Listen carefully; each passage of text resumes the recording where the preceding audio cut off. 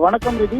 சென்னைக்கு குடிநீர் வழங்கக்கூடிய முக்கிய ஏரிகளில் ஒன்றான பூண்டி சத்தியமூர்த்தி நீர்த்தேக்கம் அதன் முழு கொள்ளளவை நேற்றைய தினம் எட்டிய நிலையில் முதற்கட்டமாக 1000 கன அடி திறக்கப்பட்டது. பின்னர் 5000 கன அடியாக அது உயர்த்தப்பட்டு நீரானது திறக்கப்பட்டு வந்தது.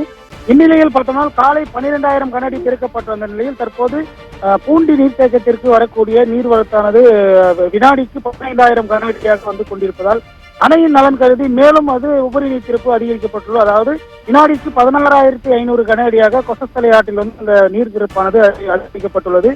மேலும் பார்த்தால் நீர்வரத்து அதிகம் வரப்பெற்றால் கூடுதலாக உபரி நீர் திறக்கப்படும் என பொதுப்பணித்துறை அதிகாரிகள் தெரிவித்துள்ளனர். குறிப்பாக திருவள்ளூர் மாவட்டத்தில் உள்ள முக்கிய அணைகள் முழுவதும் நிரம்பி உபரி நீர்கள் திறக்கப்பட்டு வரும் நிலையில் பூண்டி சத்தியமூர்த்தி நீர்த்தேக்கத்தில் தற்போது 16500 கன அடி நீர் திறக்கப்பட்டுள்ளது.